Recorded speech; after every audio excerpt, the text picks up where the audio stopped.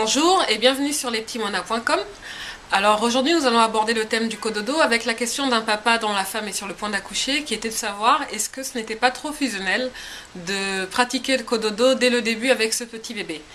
Donc trop fusionnel, ça dépend de ce qu'on entend par fusionnel finalement, parce que quand ce petit bébé naît, il vient de passer 9 mois dans notre ventre, donc il n'y a rien de plus fusionnel qu'un bébé qu'on porte dans son ventre pendant 9 mois. Donc non, ça ne peut pas être trop fusionnel de vouloir dormir avec son enfant une fois qu'il est né.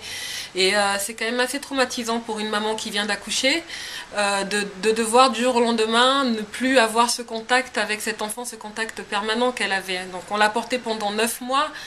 Pendant 9 mois, on touchait notre ventre, pendant 9 mois, il était en nous et on était tout le temps avec lui 24 heures sur 24. Et donc quand on accouche, on a envie de pouvoir continuer ce lien, de pouvoir le prolonger, de pouvoir prolonger cette relation. Et donc le cododo, c'est un peu une façon de pratiquer une transition douce vers la séparation. C'est un peu la coupure, une manière de couper en douceur le cordon ombilical avec son enfant.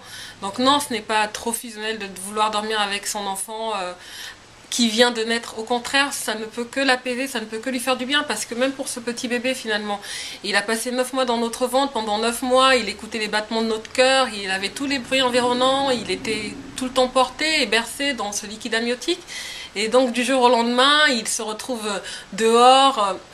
Il ne ressent plus également la même pesanteur, donc tout est différent pour lui. C'est donc perturbant également pour les enfants.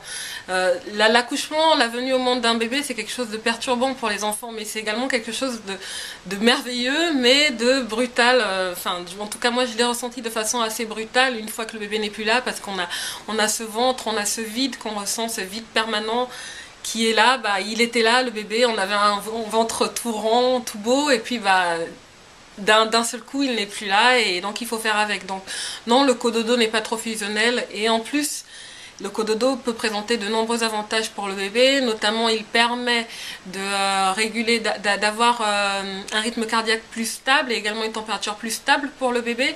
Et il a été également prouvé que les bébés qui pratiquaient du cododo avec leurs parents faisaient moins de pauses respiratoires. Par contre, il faut vraiment veiller à une chose quand on pratique le cododo, c'est qu'il faut respecter certaines règles de sécurité. Donc par exemple, si on a bu, si on a fumé ou si on s'est drogué, il ne faut pas dormir avec son bébé. Si également on est obèse, il ne faut pas dormir avec son bébé. Il faut vraiment s'assurer que toutes les conditions sont au maximum pour pouvoir pratiquer le cododo. Donc pour ça, je vous laisse regarder plus en détail comment ou de quelle façon pratiquer le cododo.